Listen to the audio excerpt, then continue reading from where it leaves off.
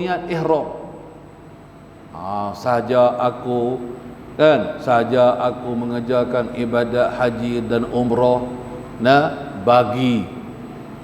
bagi anak aku ke sekian namanya begitu begini, dia tolong niat. Syaratnya dia kena Islam. Yang nak tolong berniat tu syaratnya dia mesti Islam.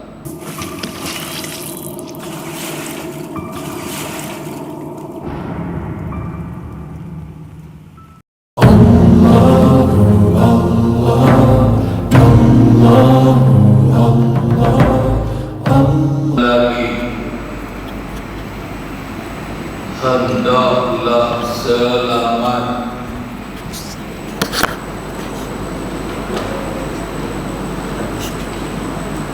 dan lagi hendaklah selamat dirinya daripada mati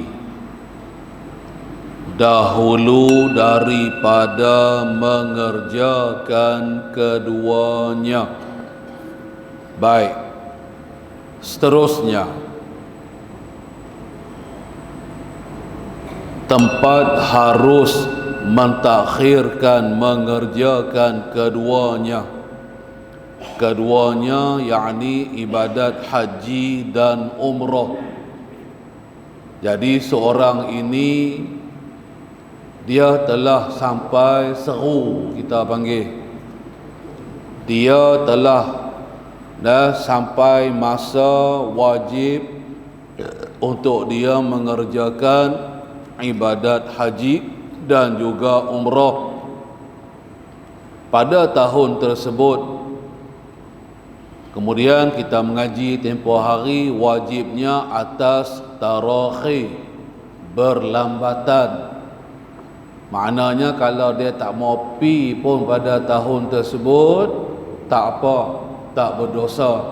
Dia nak tunda ke tahun depan ke, tahun akan datang ke, boleh, tidak berdosa. Dia kewajiban haji umrah bukanlah wajib dengan bersegera. Baik, tetapi ada syarat-syaratnya. Tak apa tu, tak mau pi pun tak apa, nak tunda pi tahun depan pun boleh. Antara syaratnya, hendaklah selamat dirinya seorang tadi daripada mati. Syaratnya tak mati. Selagi masih hidup, okey, tak apalah, tahun depan pun tahun depan lah. Dan tahun depan umur panjang lagi, tahun depan tak mati lagi, tak apa-apilah tahun depan. Nak habaknya sat lagi, dia tunda nak pi tahun depan, tiba-tiba tak ada nyawa, mati, maka dia mati dalam keadaan berdosa. Ni masalah orang yang dah wajib atas diri dia pi buat ibadat haji umrah tetapi dia tak mau pi, orang panggil apa semua tak mau pi, tak tahulah apa alasan dia, apa sebab-sebab dia, ikutlah, boleh, tak apa nak tunda pi tahun depan, tahun bila-bila pun, syaratnya dia tak matilah. Gitulah syaratnya. Tengok dia kata lagi, kerana manakala ditakhirkannya, tu mana dia tu seorang, ataupun domainnya kembali kepada orang yang wajib atasnya haji dan umrah. Situ domirnya tu. Manakala dia takhirkannya, dia tangguhlah, dia tunda, orang panggil. Kemudian daripada tahun imkan tu maknanya boleh untuk dia mengerjakan haji dan umrah pada tahun tersebut, tetapi tiba-tiba dia tak mau pi, dia tunda, dia takhirkan, nak pi tahun depan ke contohnya. Tak apa kalau tak mati, tapi kalau mati, ni tak ada nak pi tahun depan, maka mati ia tadilah orang yang wajib atasnya haji dan umrah. Dia mati sampai umur lah, matilah dia ni. dahulu daripada mengerjakan keduanya, iaitu haji dan umrah. Tak ada nak pi lah, bahasa mudah kita tahun depan, dia tunda tahun ni, dia tak pi kan, awal tahun mati. Baik, jawabnya ni jawapan dia. Kalau lagu tu maksiatlah kematiannya, nya tu tadi orang yang wajib atasnya haji dan umrah, maksudnya dia mati dalam berbuat maksiat.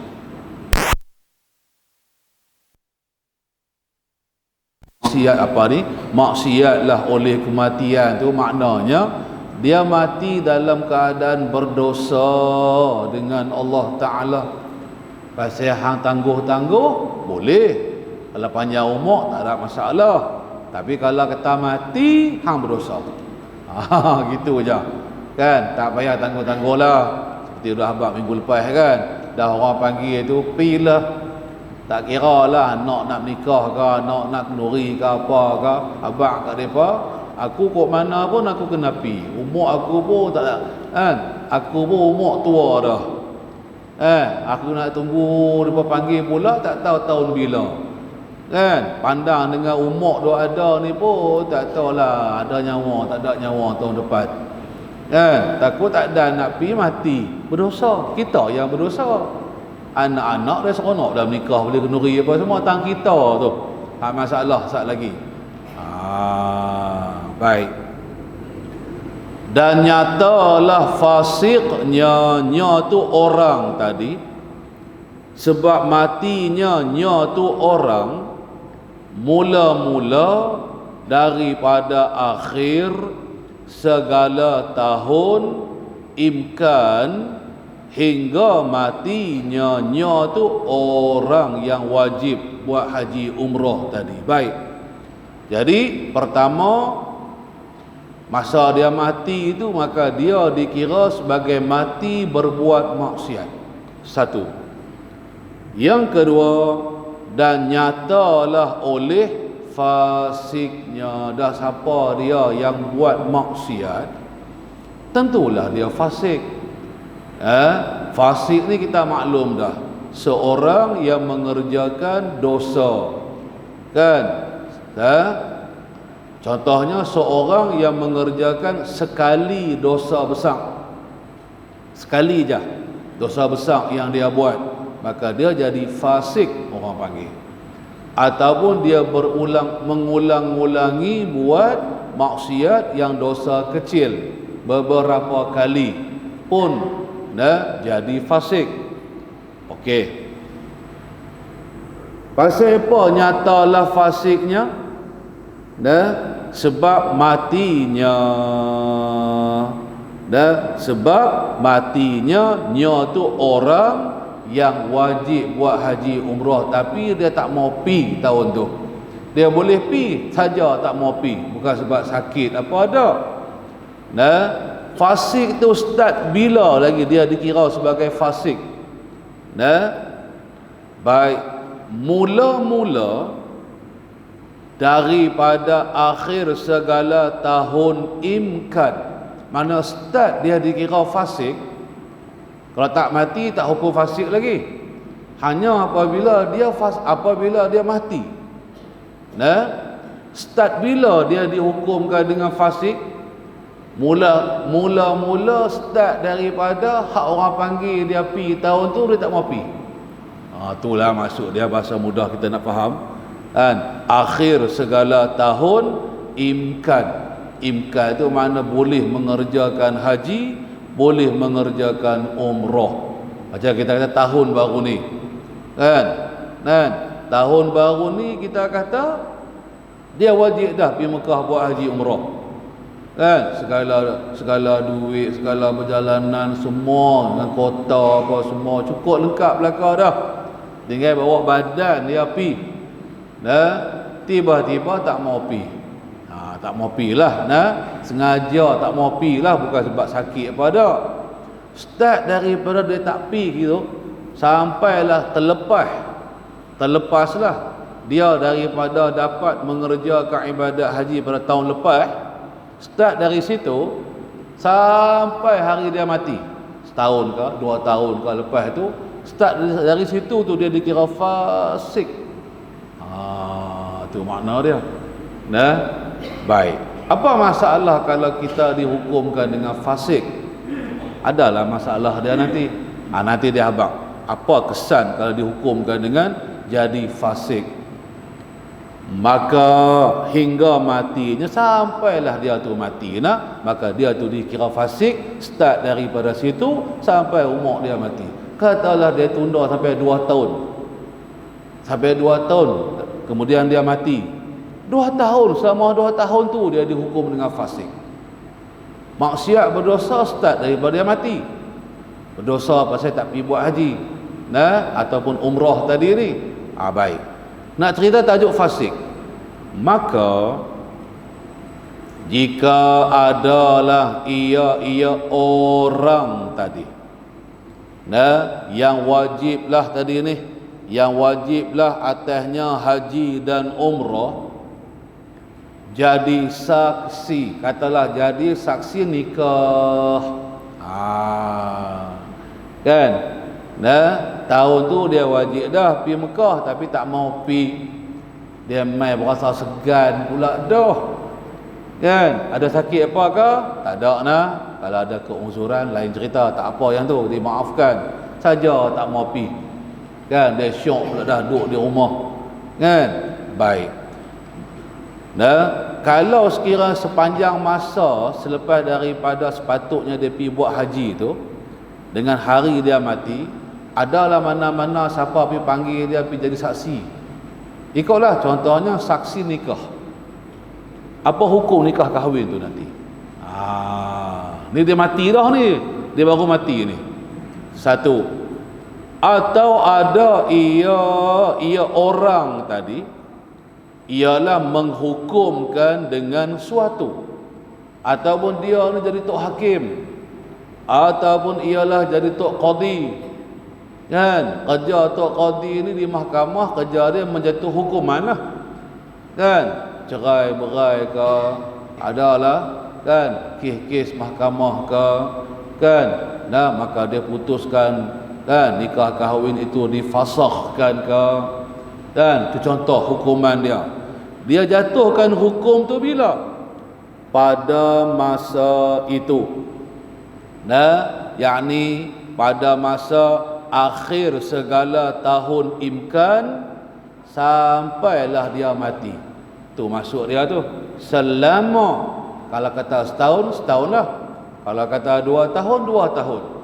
Dalam tempoh tu, kan, dia mati selepas itu. Selepas itu dia pun mati. Katalah orang panggil jadi saksi nikah, dia pun jadilah saksi nikah 2 orang tu. Kan? Ataupun dia ni tok hakim, tok qadi.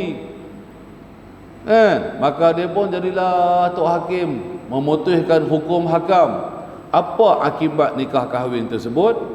Jawabnya, nescaya ditolakkanlah saksinya tadi, orang yang wajib atasnya mengerjakan haji umrah tetapi dia tak pi tadi ini. Maka penyaksian dia tu ditolak, tak sah hukumnya penyaksian dia. Makna kata nikah kahwin yang berlaku dengan secara dia jadi saksi dalam tempoh kata 2 tahun tu, adalah nikah-nikah kahwin yang orang panggil dia jadi saksi, tak sah. Tu ya tak sah jawabnya. Ataupun ikutlah saksi ni banyak, kan? Ataupun ada perbicaraan di mahkamah, kan? Maka dipanggil dia menjadi saksi. Maka dia sama ada saksi menolong ke, saksi yang memudaratkan ke, ikutlah hasil daripada penyaksian dia. Kemudian tok hakim pun putuskan hukum bersalah ke tak bersalah ke, nikah sah ke, batal nikah ke, apa ke, ikutlah. Jadi semua tu ditolak dah. Terbatal penyaksian dia, kena buat lain, kena naik saksi lain, kena cara lain semula. Baik, panggil saksi lain pula lah, dan dibatalkan hukumnya tu orang tadi, orang yang wajib pergi Mekah buat ibadat haji tapi dia tak pergi, dia tunda dengan sengaja. Nah, dalam celah tu dia jadi saksi, maka segala hukum yang telah diputuskan terbatal. Nah, baik, batal semua hukum hakamnya. Apa? Hak jadi saksi ditolak penyaksian dia, yang jadi hakim ditolak hukuman dia. Sebab fasiknya tu tak saknilah. Nah, orang yang wajib atasnya mengerjakan haji umrah tapi dia melambat, dia tak pi dengan sengaja. Nah, kalau pi tak apa. Dah tahun bila-bila pun selepas tu dia pi, okey, tak apalah. Segala apa penyaksian hukum hakam dia dikira sah. Sebab nak jadi hakim, qadi apa, dia tak boleh daripada orang yang fasik. Serupalah siapa nak jadi saksi nikah sekalipun, dia tak boleh dengan orang yang fasik. Akibat sekali lagi nikah tu pun tak sah nanti. Pastikan saksi nikah yang 2 orang tu, katalah saksi nikah kan, yang 2 orang tu orang yang adil, lawan fasik ialah adil, orang baik-baik lah. Nah, ni pergi panggil orang hak tak semayang jadi kan, orang hak tak semayang, orang hak tikar nombok kan tak, orang hak duk main judi, ikutlah apa maksiat-maksiat yang dia buat, pergi panggil dia ni pergi jadi saksi nikah. Tak ada orang lain dah kan?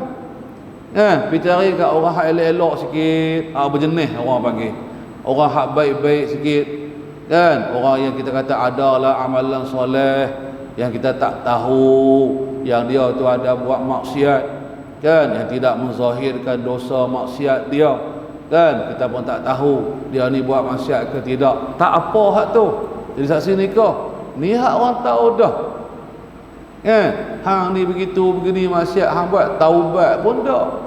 Sebab tu sebelum itu kau tajuk ni sampai ke sudah dia tak boleh jadi saksi.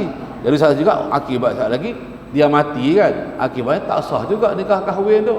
Hak bab dosa lain, nak hilang fasiknya dia kena bertaubat lah. Sebab tu sebelum nak akad nikah kan, imam hak reti-reti sikit ni disuruh pakak-pakak istighfar dulu kan, pakak-pakak bertaubat dulu, astagfirullah, ada dosa, nah dosa-dosa apa, selepas bertaubat hilang lah, tak jadi fasik lah. Dia yang punca fasik maksiat yang kita buat tetapi kita tidak bertaubat, maka fasik situ. Kalau kita bertaubat, alhamdulillah, tak ada masalah apa dah. Gitu je lah. Nah, tapi hak masalah ni taubat lagu mana, dia mati dah. Kan? Baik. Habis tang situ. Ketahui olehmu bahawasanya bagi haji dan umrah itu ialah 5 martabat. Baik, nanti kita akan mengajilah syarat rukun haji. Hak terlebih dahulu dulu. Ketahui olehmu bahawasanya bagi ibadat haji dan umrah itu ada 5 martabat dia panggil. Bagi tiap-tiap satu daripada yang 5 martabat itu ialah ada beberapa syarat. Jadi setiap satu daripada 5 martabat orang yang buat haji umrah ni lah, adalah pula syarat-syarat yang dia kena patuhi, syarat-syarat yang dia kena buat. Kalau tidak, tak sah haji umrahnya. Tu maksud dia. Baiklah, apa dia 5 martabat yang dimaksudkan? Pertama ialah martabat sihhatin mutlaqatin, iaitu baik, apa makna martabat sihhatin mutlaqatin? Yakni dia nak habaq makna dia sah haji dan juga umrah semata-mata. Jadi yang pertama, ibadat haji dan umrah yang dikerjakan, yang dilakukan itu dihukumkan dengan sah semata-mata. Dah, apa maksudnya sah semata-mata ni? Dia habaq makna sah semata-mata tu lagu mana nak faham makna dia. Dengan tiada dikaitkan, dengan tiada dikaitkan dengan mubasyarah. Maknanya sah tadi, sah ibadat haji dan juga ibadat umrah tanpa dikaitkan dengan orang yang mengerjakannya. Mubasyarah tu maknanya tanpa dikaitkan dengan orang yang mengerjakan ibadat haji umrah itu dengan sendirinya. Tu makna mubasyarah. Kan? Mana ada kala haji ni orang lain yang buat. Macam orang sakit ataupun orang buat haji badal, orang mati. Kan? Orang lain tolong buat. Bukan dia yang, bukan si mati itulah yang buat. Yang itu orang tidak mubasyarah. Ada kalanya ibadat haji dengan secara mubasyarah. Mubasyarah tu kita sendiri yang buat. Tu mubasyarah. Kita sendiri yang pergi Mekah, kita sendiri yang berniat ihram, kita sendirilah yang masuk pergi tawaf, pergi sa'i, Safa Marwah apa semua, pergi wukuf Arafah apa semua, ikutlah. Kita sendiri yang buat. Yang ini tak dikaitkan dengan siapa orang yang buat. Satgi dia akan bagi contoh. Maka hukumnya ibadat haji tersebut ialah sah. Tak apalah, sah lah. Macam mana contohnya? Baik, begini. Maka syaratnya ialah satu jua.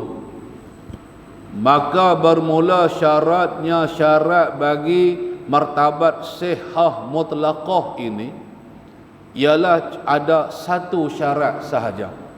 Buat syarat ni sah ibadat haji itu. Itulah abangnya masuk dia. Apakah satu syaratnya?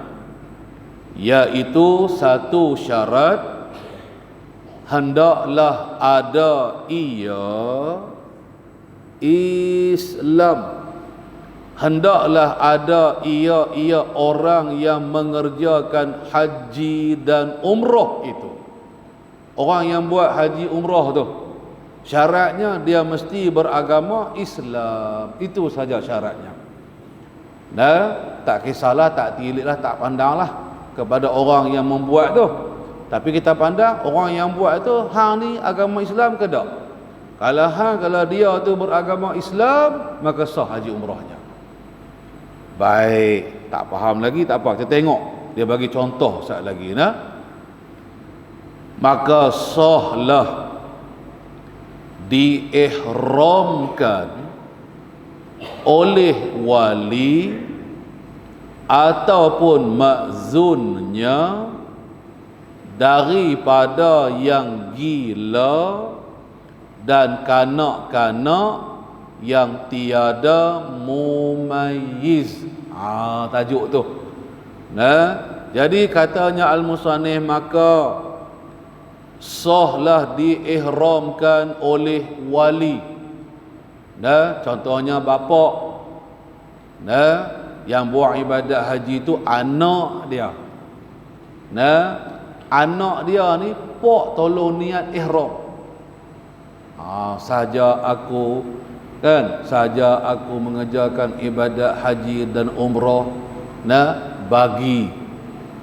bagi anak aku ke sekian namanya begitu begini, dia tolong niat. Syaratnya dia kena Islam. Yang nak tolong berniat tu syaratnya dia mesti Islam. Kalau dia Islam, okey, sah. Sama ada hak tolong niat bagi haji orang lain ni ialah wali. Wali tu penjagalah, pak dengan anak misalnya, ataupun makzunnya tu wali. ataupun orang yang diberi kebenaran oleh wali kepada budak ni. Pak tak pergi Kediri, pak tak pergi buat ibadat haji, tapi dia izinkan satu orang, ikutlah dia bayar duit ke apa kawan ni, upah ke macam mana ke, kan, diizinkanlah, tak mesti kena bayar, izinkan, benarkan, tapi ada syarat-syarat lah. Orang nak tolong buat haji, ibadat haji, orang dia tu dah buat haji dah, kan, dia tu diizinkan untuk tolong niat ihram bagi anak dia panggil makzun, pun disyaratkan dia mesti Islam orang tu. Maka sahlah ibadat hajinya. Baik, tajuk apa, hak niat ihram tu orang lain ni, siapa dia buat haji ke siapa ni? Daripada yang gila. Pertama, daripada orang gila, anak dia gila. Yang kedua, dan daripada kanak-kanak yang tiada mumayyiz. Dua orang ini ibadatnya tidak sah. Kena faham nah, orang gila kalau buat ibadat, apa pun ibadat, ibadatnya ialah tak sah. Begitulah budak-budak yang belum mumayyiz, kan, kalau dia semayang ke, dia buat apa, bukannya sah. Bawa main anak umur apa, umur 4 tahun mayang, boleh, tak apa. Setakat kita nak ajak bagi biasa dengan semayang, boleh. Tapi adakah sah semayang budak yang belum mumayyiz ini? Jawabnya tidak sah. Nampak nah? Jadi apabila ibadatnya tidak sah, maka niatnya tidak sah. Boleh tak si bapak lah contohnya, wali ni, boleh tak nak tolong buat ibadat haji bagi anak dia yang kecil lagi tadi, ataupun anaknya yang gila tadi? Jawabnya boleh. Heret lah. Tolong, hak niat tu pak tu kena niat. Duk tamiqat, niat lah, kan, tolong buat ibadat haji kepada anak dia gini. Pasal lagi nak buat kerja haji, heret lah anak dia tu, kan. Itu yang orang panggil haji budak. Dia buat haji masa budak, tak balik lagi, tak mumayyiz. Kalau dah mumayyiz tak bang, tapi syaratnya dah balik. Ni sah atau tidak sah nah? Hak lepas tuntutan wajib seumur hidup sekali, syaratnya daripada yang baligh. Walaupun dah mumayyiz, sah, tapi tak lepas lagi. Ibadat haji hak wajib sekali seumur hidup tu, syaratnya kena baligh yang tu. Baik, boleh tak? Boleh. Itu apa yang tak dikaitkan, itu adalah mutlak sah semata-mata. Jadi ibadat haji yang dibuat tu sah ke tidak? Oleh si penjaga tadi kepada bagi anak dia yang gila ataupun anak dia yang tak mumayyiz lagi tadi ni, jawabnya sah. Tu jenis hak pertama orang buat ibadat haji. Nanti kita akan belajar lah yang kedua, yang ketiga sampai ke yang kelima lah, kan. Hak orang biasa kita dalam ramai-ramai ni duk tak martabat yang mana, kan. Nanti dia abang lain lah, insyaAllah lah dah. Habis dari situ, berhentilah setakat tu dulu. Qala al-musannif, kedua, martabat sihhati mubasyaratin, syaratnya pula. Baik, ila akhirih. Wallahu subhanahu wa ta'ala a'lam. Wallahu a'lam ayyuhal. A'udzu billahi minasyaitonir rajim. Bismillahirrahmanirrahim. Alhamdulillahi rabbil alamin. Wassalatu wassalamu ala sayyidina Muhammad wa ala alihi wa sahbihi ajma'in. Allahumma antas salam wa minkas salam, tabarakta rabbana wa ta'alaita ya dzal jalali wal ikram. Sami'na wa ata'na, ghufranaka rabbana wa ilaikal masir. Allahumma ansur juyushal muslimin wa asakiral mujahidin wa ahlikil kafarata wal raqibata wal mubtadi'ata wal musyrikin wa damir a'da'aka a'da'ad din wansurna alaihim ya rabbal alamin. Allahumma syati syamlahum wa maziq jam'ahum wa qallil adadahum wa zalzil aqdamahum وأنزل عذابا أليما عليهم برحمتك يا أرحم الراحمين. ربنا يا ربنا فانصرنا على القوم الكافرين. ربنا اغفر لنا ذنوبنا وتوفنا مسلمين. وصلى الله على سيدنا محمد وعلى آله وصحبه أجمعين. سبحان ربك رب العزة عما يصفون وسلام على المرسلين والحمد لله رب العالمين. تقبل الله منا ومنكم.